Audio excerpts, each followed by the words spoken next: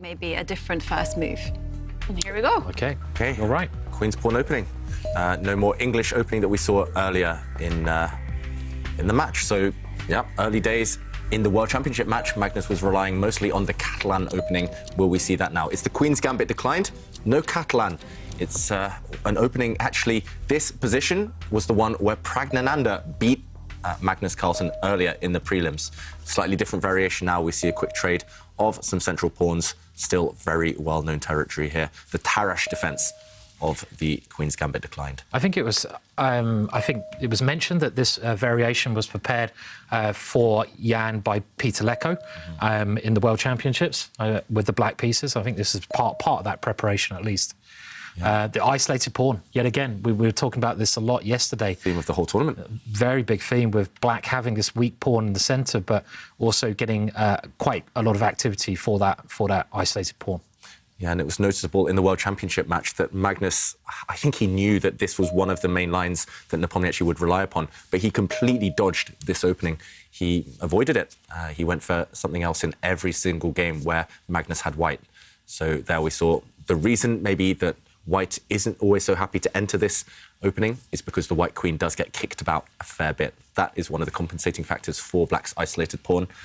Meanwhile, Jan just looking off to the side because he's trying to remember exactly what to do. He's studied this position before. He's probably spent countless hours looking at it. As Simon mentioned, Peter Lecco, one of his seconds, probably looked at it for hours as well.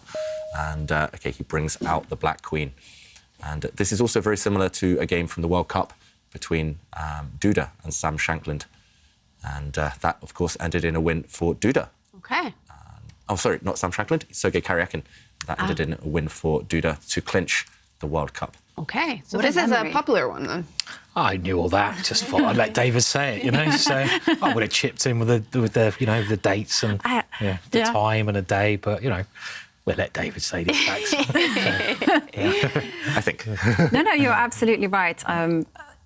Definitely, it was definitely this pawn structure and this opening in that game. And this Queen 4-8 isn't necessarily the most popular, but it is a line. Certain grandmasters have been playing it.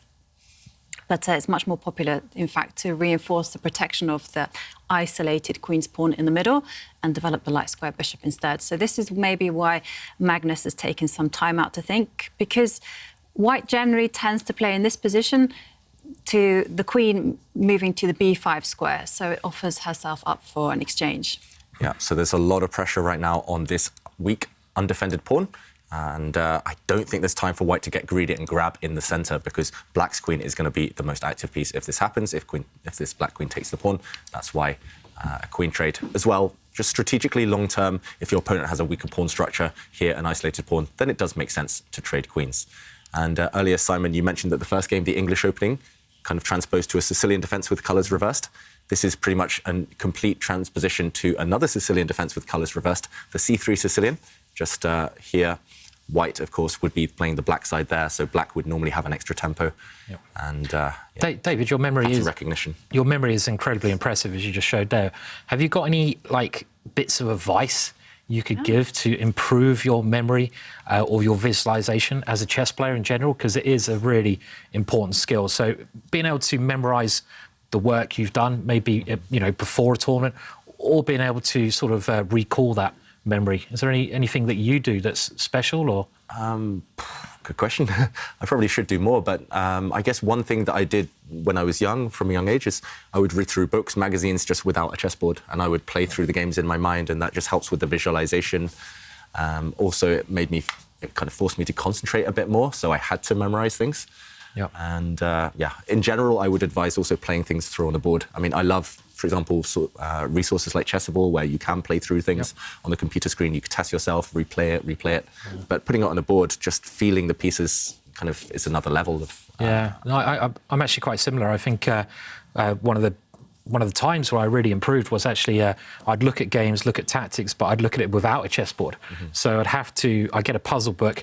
Famously, I'd read a puzzle book in the bath, and don't picture it. I am now.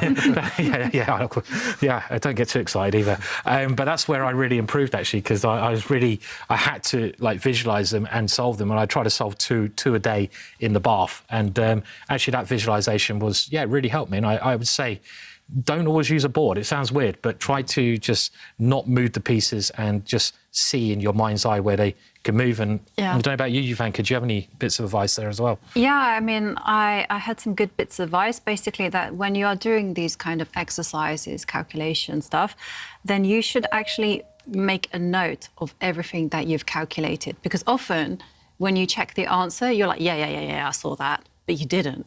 You only saw maybe like a fifth of the lines. And by writing it down, you hold yourself to account. And I can hear some noises telling me that some moves have been played.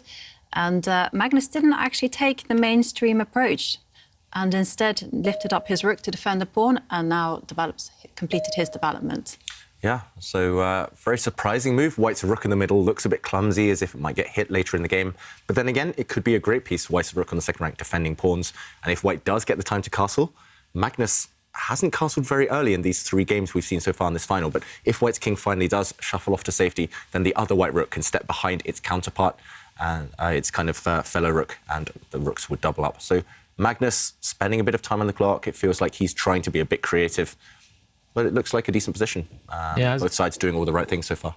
Yeah, this is the kind of thing he likes doing, isn't it? I mean, he wants to keep this position the way it is until he gets castled, and then start pushing towards Black's weak pawn in the centre of the board, trying to gang up on that isolated pawn there.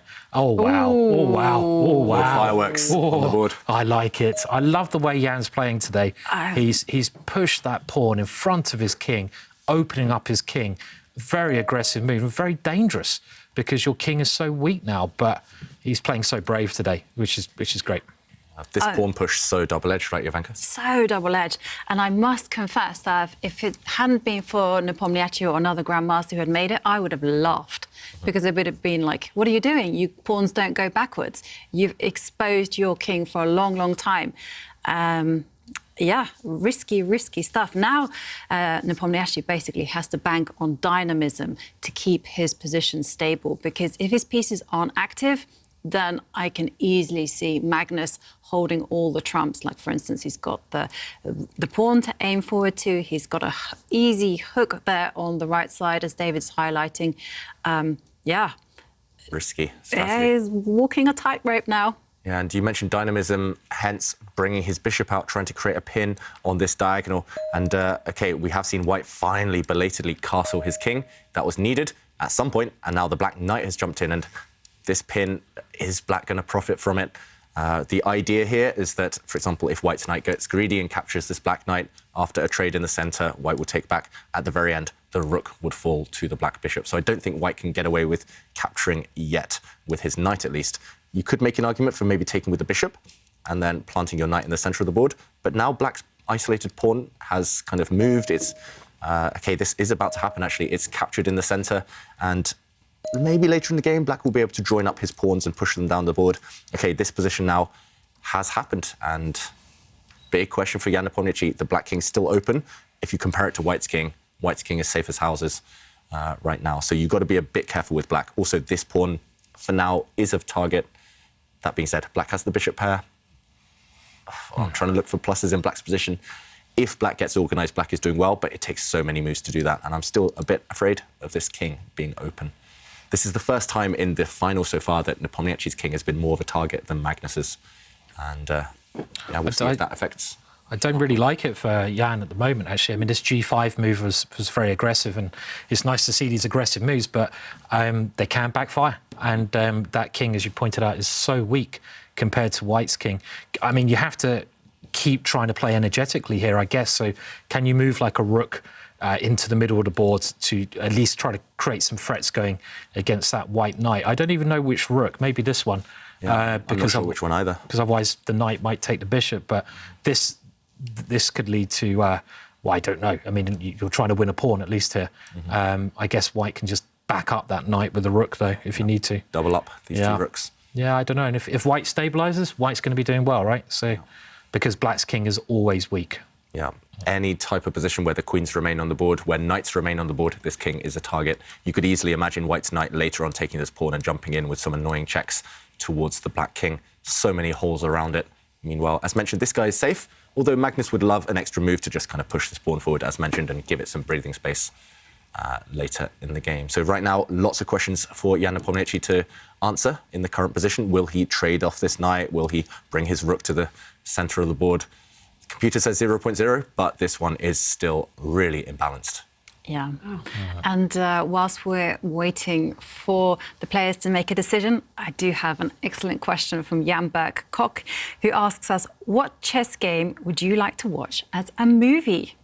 Ooh. The one we just saw, maybe? Yeah, that was a good game, right? So I remember there was this famous game between Ivanchuk and Yosipov, and the story goes they're playing, it was when Ivanchuk was number 2 in the world, and I expect most people at home know Ivanchuk is a real character, and it was in a playoff. It was a brilliant game, but the story goes that he was winning, he threw the game away, he ran outside in the street and he started screaming, you know, just, you know, all that emotion. And he's, you know, and it was, I think you could make a movie about, you know, that, certainly. So that's Yosipov versus Ivanchuk in 1992, February the 4th, 3 p.m., nice. Sarajevo, street name, Rulapol.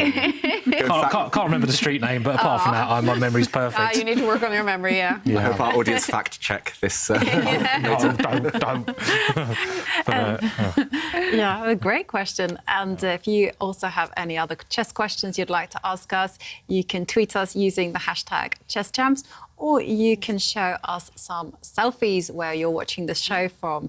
And talking about selfies, I do have to also show you another selfie. This one is from Zaroya. And this is how they're watching the show. And watch out for the mug. That's all I can say. Is it the Asking mug? It's not the Asking mug. It is the Team Howell mug. Nice. Very cool. So that was Zaroya then, I guess, was part of the team battle that I recently played on Chess24. Yeah, that was so cool. Did I play? I might have played in your team. Simon played for my team, Askil played for my team, Stian played for my team. And I cheered like crazy. Yeah. I was Unfortunately, I watching. let the team down, but let's not mention that. that was a super fun team event. I do love those team events. They're so much fun to follow. Yeah, more to come on Chess24 Twitch channel in future. Meanwhile, a move has been played, and Jan Nepomniachtchi playing a really risky option. I'm surprised by this. I thought he was just going to get rid of both of the white knights as quickly as possible, because those were the potential attackers of the black king. Black could have traded off one set of knights in the center, maybe taken one of the other knights with his bishop.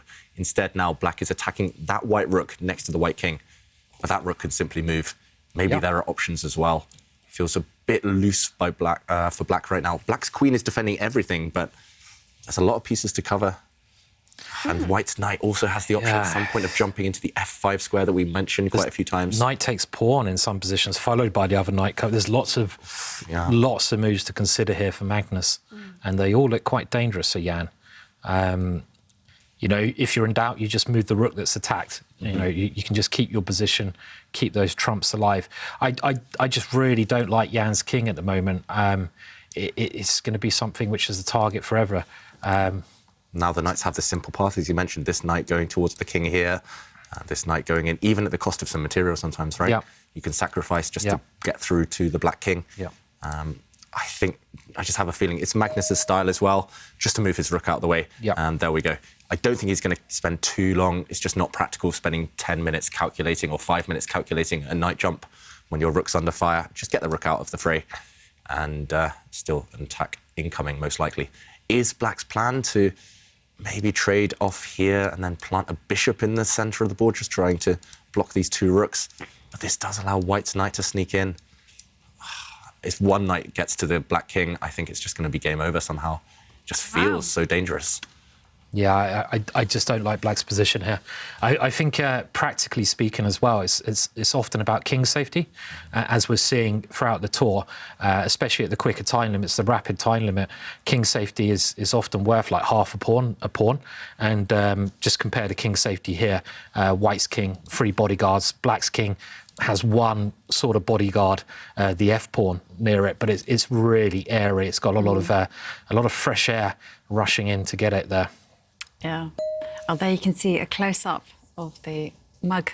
Is that my face? Team Owl, yeah. Team Owl. I hope the tea tastes extra better. It does. And yeah, no, when it kind of came to king safety, you really reminded me of when I sat down to write my first book on the Caro-Kann, and I had like these 6 elements of middle game chess, and I remember king safety was one of them.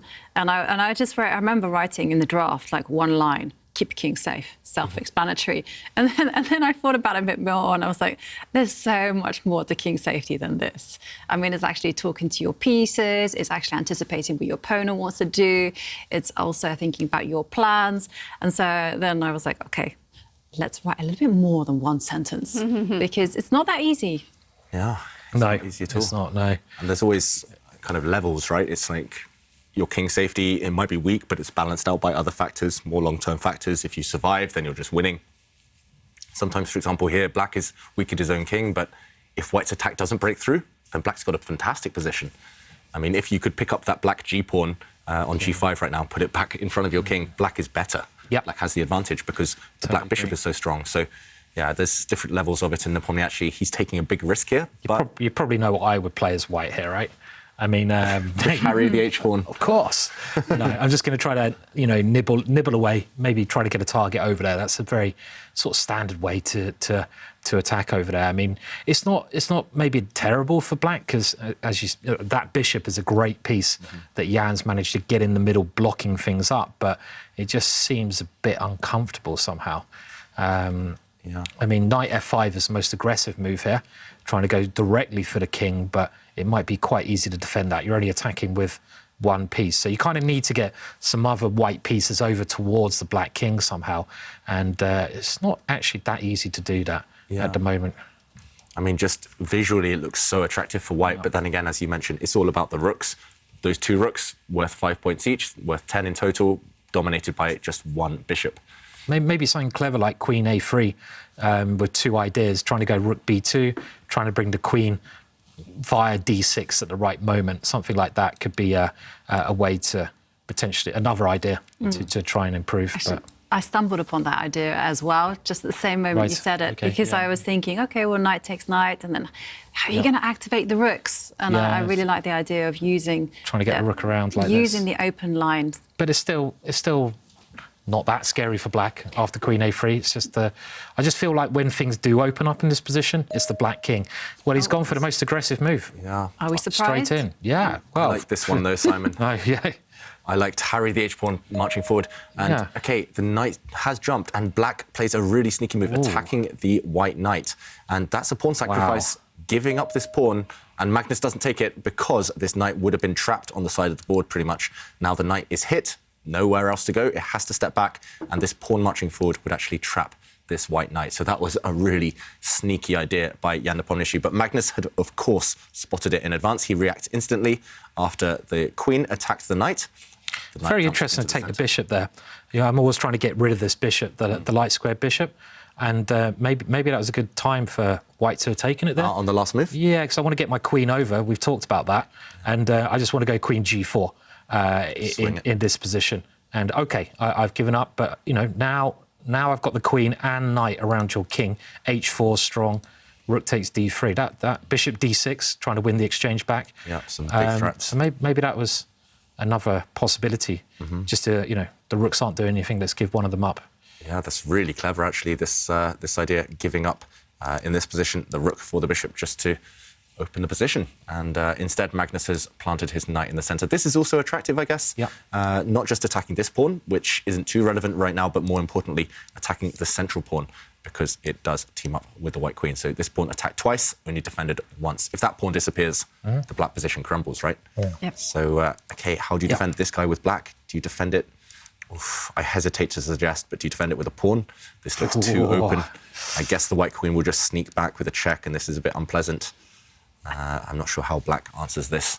You can't even defend it with the queen, because so say for instance, instead of defending with a pawn, you just step the queen one side to the right, because you can. Yeah, maybe you can, but this would allow white to push forward, maybe. At the very minimum, grab a pawn over here. And the computer does say that black only has one move to keep the balance, and this is not an obvious one. Black's best move, according to Stockfish, is to push this pawn forward, hitting the white queen on the side of the board.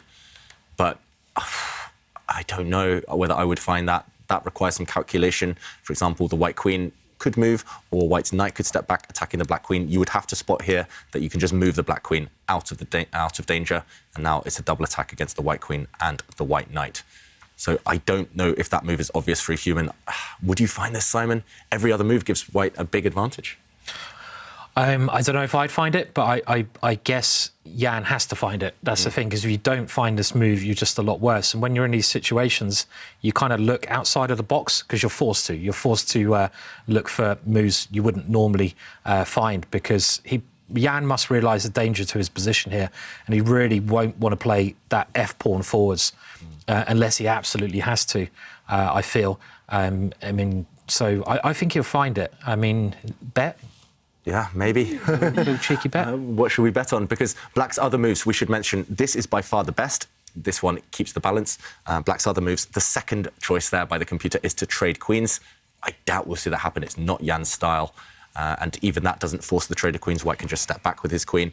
And the third choice move by the computer is to take this pawn. But that looks too greedy. As mentioned, black's central pawn would fall to the white knight. And after a trade here, it feels like the black king is just too open. So, Simon, what are we betting for about this pawn push? I think the first drink tomorrow. OK. Yeah. Deal. So, Very nice. yeah. OK, so let's go back to the players. Will Jan find this important pawn push? He's frowning, he's calculating. Yeah. And he spent a lot of time compared to normal. Jan is normally ahead on the clock, and I owe you a drink, Simon. I only drink champagne, my friend. Oh, yeah, because that wasn't specified. Yeah, of course not. Oh, Norwegian champagne as well. Bankrupt. You're missing a trick, Only the Simon. best champagne. Whiskey is a good bet. Whiskey, right. Yeah. Yeah, whiskey would be good. We're talking one glass, take not a it. bottle, right? I'll take anything in Norway. So, yeah. Yeah. I mean, these players, the whole day, actually, they seem quite close to their top form. Yeah. They've amazed me, right? yeah. I assumed the standard would be a lot worse. So I've been very impressed by how they turned it on today. Sometimes we see finals where one player is really firing, the other one just struggling to get into the game. But both sides here, I mean, it's as if they're two boxers in a ring, one just punching each other, neither side staggering, neither side getting knocked down. Magnus shaking his head now as well. I think Magnus missed this because, to me, this doesn't seem obvious, this pawn push. And, OK, Magnus now, does he have to move his queen? That is the big question. If the white queen steps away, then black does have a move, no more threats to deal with. Black has a move to get organised. So, yeah, really critical moments already in the game. Yeah. And Good play. talking about this being a great match, Ural says, which chess game can be considered the greatest of all time? So, the queen has actually found itself on the a6 square. It's a bit far away from the action. And Yeah. potential queen trades happening if black steps back with his queen. If you push the pawn on, then I guess, well, I don't know, it's critical as well. But Which pawn, Simon? The B pawn? B pawn, I was thinking, just that's maybe the obvious move to attack the queen, but there's many options for white there. So a discovered attack, pushing this pawn forward, indirectly attacking the white queen with your bishop. Yeah, Simon, you're right. This is completely crazy now. Yeah, it's very. I mean, you can go pawn takes pawn or rook takes bishop, I guess, or something else probably as well. Pawn takes pawn, counter-attacking against the black queen, or maybe rook takes. This one looks tempting after pawn takes, dropping the white knight back maybe. Yeah. Hitting the black queen. Yeah. The black queen doesn't have too many squares. The black queen has to stay defending her knight, so maybe drops back. Oof. Now you could take this pawn, threatening some knight checks. Super complicated. Yep. And, it's about the G pawn. You mentioned if that black pawn was back on its starting square, then black would be doing very well in nearly all of these that would positions. just be almost winning in a lot of these positions, but it's all about the black pawn being very loose and weak.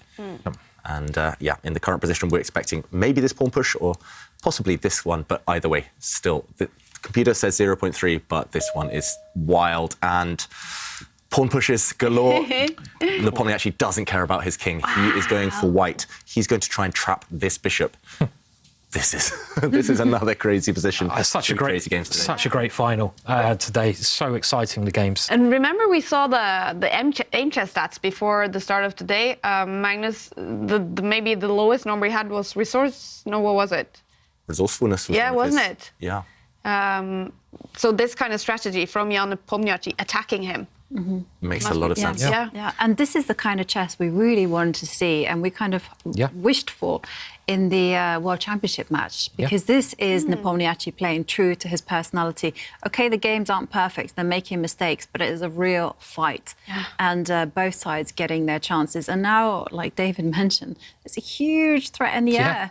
You know, black is simply having pushed the f-pawn 2 squares, is going to go 1 square more. And what you do? What do I do? It's actually, if I was Magnus, I'd maybe start to panic now, because that black's play, it's about who has the easier play as well in the game of chess, who has the simpler plan, and black has a very, very simple plan.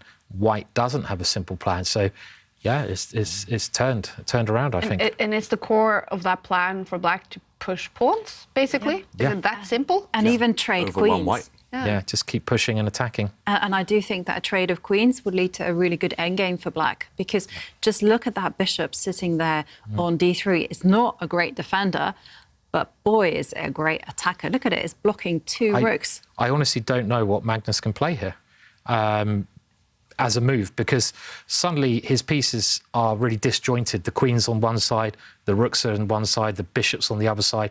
They're not really coherently working together. As well. There's another problem. I mean, maybe it's time to kind of sacrifice some material. What, rook takes bishop? Rook takes bishop is what I'm thinking. You've still got this f4 problem at the end, haven't you? Maybe you have to try it, but I can't. Can you see a move, David? I'm struggling, I must say. Maybe we can get the stockfish suggestions on the screen, because we here as a panel, we're struggling to find a move for white. Magnus struggling as well. OK, I'll tell you what, whatever the first choice is, I bet you that Magnus, you can choose if Magnus finds it or not to get your pint back. OK, what is the first move? OK, the choice... Oh, wow, this is difficult. This is almost impossible. Well, White's best... I don't think you'll find this. Do you want to have a bet, then? Another drink. Another drink. OK, good man. And, I'm going to be so sorted tomorrow. Come on, Magnus, play, what is it, A4? So White has to just ignore all the tension with all of the pieces and push that innocent-looking pawn up the board. We've crowned her Alice, but that white A pawn 2 squares up, and try and break down black structure there. That is... Come on, Magnus, do it for me. Do it for me. Let's make David go bust. You think that... I think he will play A4, even though I'm not sure he will. But he's done it. He's found all the moves so far. Yeah, every single time. He's found it always. But this is... How can you play A4 here? Because the other 2 moves are just crazy as well. White's knight jumping into no man's land to a square, it might get trapped. The third choice move for White here, pushing a pawn to F3, opening up White's own king. No. That's not going to happen, surely. No. But how can you find A4? Because I was thinking black moves the B pawn anyway. Yeah. So you're tempting into moving the B pawn. I mean, I don't know if any human could find this, but he's not really human, Magnus, so he'll find it. Yeah. He will find it. That's a true sign of genius if he plays this move. Yeah. But I don't understand, why is this move so good? Me neither. I don't know either, but Stockfish does, so we'll rely on him. No, I mean... No! Boom, boom. Any viewers at home, if you want to lend me a $5 to afford this drink for a fiver is not going to cover your drinks tomorrow, David. A $5 might get you a quarter of the drink. 2 drinks down. How does he find this? Boom! How does Magnus Carlsen find a move like that? It looks like all the play is taking place on another side of the board. He just ignores it all and pushes the pawn. That is insane. It's absolutely insane. Speechless. I don't know anyone who could find a move like that, because it just doesn't make any sense. Especially with 3 minutes on the clock. As you mentioned, most humans would be panicking. It looks like White is about to just get steamrolled by the black pawn advance, especially that white bishop about to get trapped. The white knight, if the bishop disappears, would also be under fire, but Magnus just pushes a pawn, ignoring it all. And let's try and figure out why this move is so classy. And it's all because, I guess, if black now pushes forward, which is what he wants to do, trapping this white bishop, then white's just going to ignore it. White's just going to play pawn takes pawn. And wow, I mean, this one is still crazy. It looks like the bishop is pinning everything to the queen anyway, but after pawn takes bishop, Magnus can escape by taking the black knight. And any pawn captures here will just be answered by white recapturing. I mean, this looks super scary. Black's queen taking this pawn, but Magnus has got it all worked out. I think after a queen check, hitting the black king, no matter where the black king goes, there will be more checks, or at the very least, white can drop his knight back and block this scary file. So Magnus, he's worked all of this out. The lines I'm showing now on the screen, they're 4 or 5 moves deep. Magnus, for sure, has had to see this in order to survive. And right now, this is a big threat. And as Simon mentioned, if the pawn moves out of the way, for example, pushing forward, it's still scary. Magnus has to, I think, at some point, just sacrifice and hope for the best. Yeah, I mean, even that line is incredibly hard to work out. So, wow, we have this move played in this direction. Yeah, trapping the bishop. What could be more natural? Yeah, and Magnus, I expect him quickly to take this pawn, because what else? Right now, the black is threatening this white bishop, and black is threatening the knight. 2 pieces under fire. White has to counterattack, and he does play pawn takes pawn. Wow, what knight a fight! Comes in, and again, crazy position. Black's knight centralized. There is tension here. At least now you can save your bishop, maybe. You can trade here on this square and move your bishop, because the white queen at least defends her knight, but this looks super scary. Black's pawn's about to march down the board. This is playing with fire. The computer likes white, though. Surprising. It's white, wow. What's he played? He's taken that pawn. Keeps finding the best moves, Magnus. Yeah. He has to save his bishop. He has to park it on the side of the board. Let's go back to the players. This one, I mean... How many people in the history of chess could find A4 in a rapid play game, I wonder? Because, you know, I mean, I'm sure, obviously, you know, some people would, but I don't know. I mean, like, A4 is just incredible. There's not that much time on the clock. No. Yeah. It's and amazing. Calculating all of those complications. Yeah. I think if we had an hour, maybe, then process of elimination, we would see no other moves are working, no other moves seem logical, then maybe we would find it, just because we'd stop looking for other moves. But to find it in a rapid game, incredible. That is, another level. And right now, I think white just has to move the bishop out of the way. It's attacked by a pawn. What else is Magnus considering? Is he thinking about a sacrifice? I don't think there's any reason to bring the white queen back and give a check yet. Simon? No, I was thinking you could try knight takes pawn and queen check, but don't even ask me what's happening there. Yeah. Because there's so many open lines, you might be able to get a rook in or create, or then bring the bishop around. But moving the bishop straight away just seems very normal to stop black's rook also coming to f6. A lot to calculate, though. There's a lot to calculate still, yeah. Black's pawns, I mean, if the white bishop moves, black's pawns marching down the board. I think it's OK for white, but I'm not 100% sure. And you called it. Magnus doesn't go for the safe option. Right. Neither player in the mood for peace today, on the board at least. And Jan saw it, he takes it immediately, and now the queen does come here. But I'm just frowning a little bit here. That's a check. I hadn't looked any further than this, so it just looked like there's a lot of white pieces. It's scary for black suddenly, maybe. Yeah. The black king has to move, or you have to block this check. No matter where you block it, if you drop your knight back, the black bishop might fall. If you put the black rook in the middle of this check, the white rook can come up the board. Magnus also under 2 minutes now, worth pointing out. They're both getting to critical point, and it's also worth noting that obviously this is the first leg of the final. We're playing tomorrow, but if either side wins this game, they've won the first bit, yeah. So it's a lot to play for in this game. Yeah, this is still so sharp. And look at Jan's face. Yeah. He's sighing there. He's kind of shocked at this turn of events. Yeah.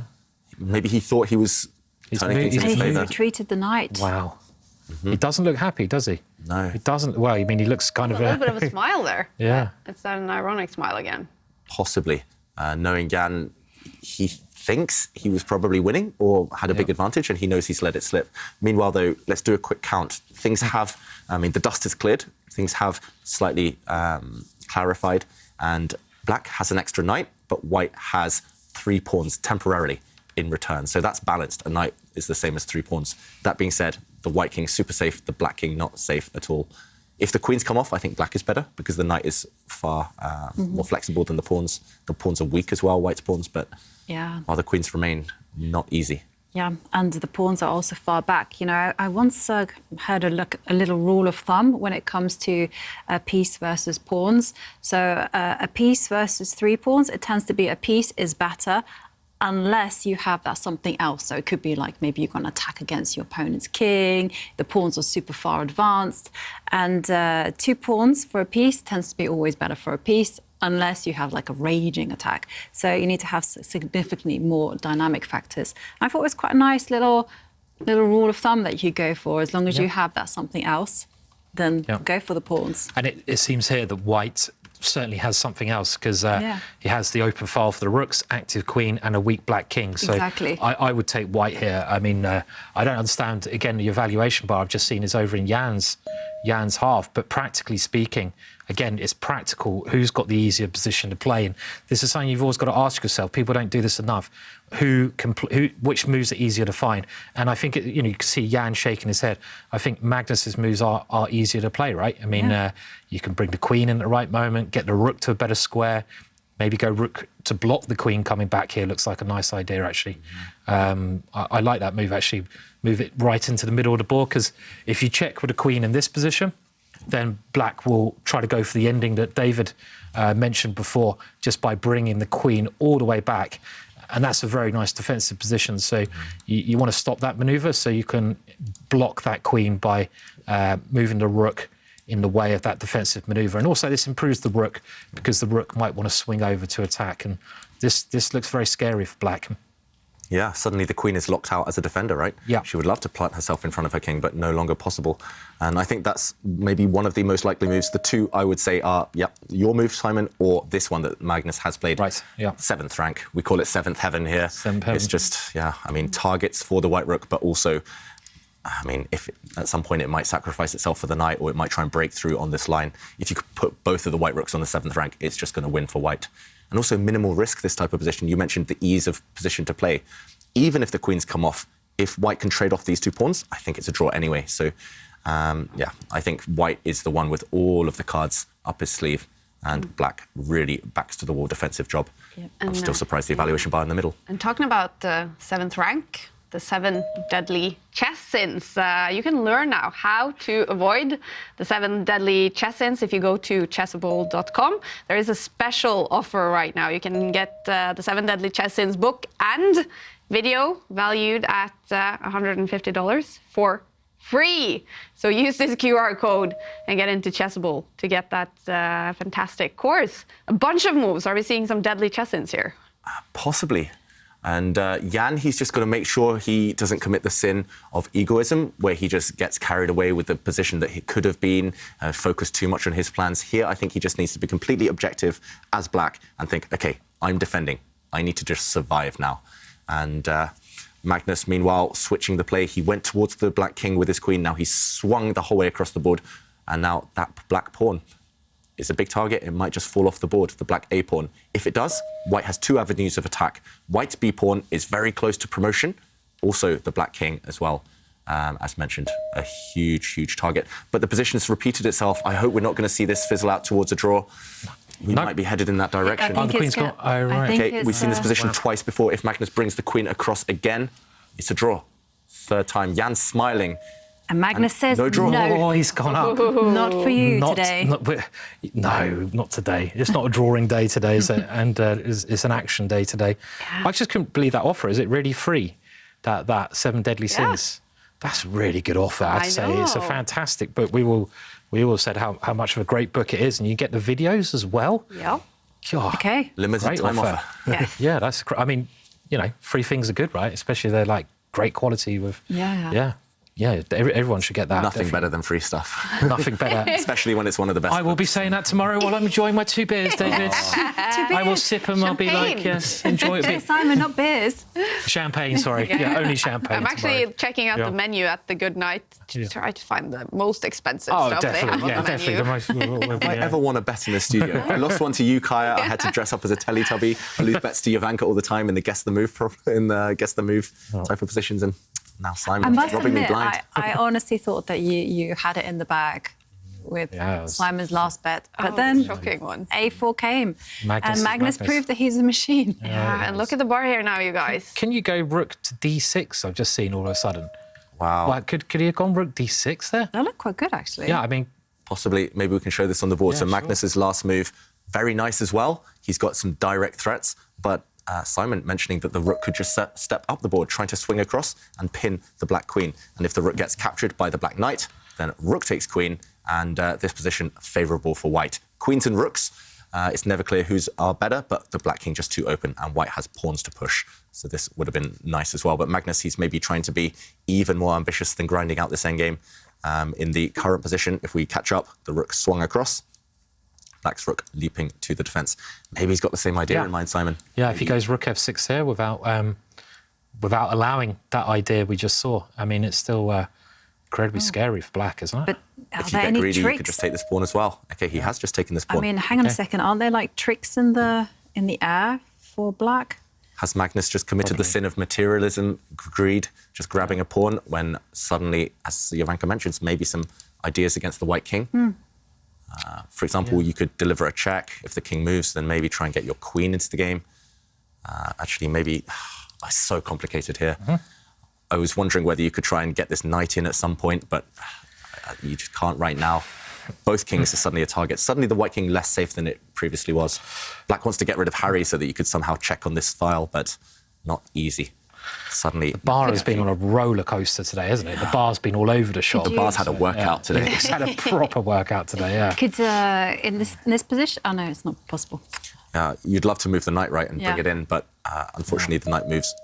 This comes with a check. He's gone for bringing the queen in, and Okay, that makes sense. This position, yeah. bring the queen in. without moving the rook. So I thought queen f6 would otherwise be a good move, but maybe you can't do that here because of knight e5 or something. Wow. I mean, is that? Queen coming across looks so scary, but you're right, does. just move this knight out I the way, think right? so, yeah. I'm not sure where you go. Probably all of them are fine. And Yeah. hitting the queen, hitting the rook in a skewer. So sharp, Yeah. this position. I mean, still all through results on the cards. Yeah. Magnus needs to find a move. Time situation is also worth pointing out. They're both now under a minute. Oh, wow. We're back into the action zone. Welcome to These the two danger are zone. really bringing us entertainment in this Can you name the film? final. Sorry, No. sorry. You can't name the film. Anyone? Welcome. It's probably the way I'm singing it. And I probably sung it wrong. Welcome to the danger zone. Danger zone. Okay, that's Is a it the check. danger zone? No one can name the film? I was Top going to Gun, say... no. Top Gun. It Yeah, is I was Top thinking Gun. Top Gun. Yeah. I was going to say Top Gun. I just didn't want to sound stupid if it was wrong. Not as stupid as me singing, so don't worry about it. Why singing? Yeah. Okay, what's happening though? Trying to work out. It looks like black is about to checkmate white, but not yet. If the black queen slides back to check the white king from the front, white's rook on the fourth rank can come across and block. So, it's hanging by a thread for Magnus suddenly. Things have turned. The momentum has changed. Yeah. Magnus was the one attacking. Now it's Jan attacking, but there was no breakthrough, so the black queen had to step back. And a trade of queens would most likely result in a draw. White has a lot of pawns for that black knight. White has 3 pawns for it, but it feels like the black rooks will be able to stop those white pawns.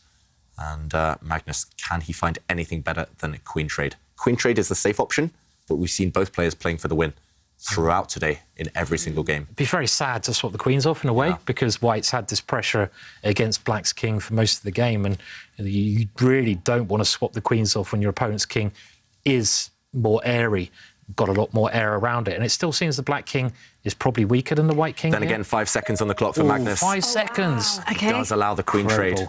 The queen But, trade does happen, but black Okay. now has to defend against a very far advanced pawn. Yeah.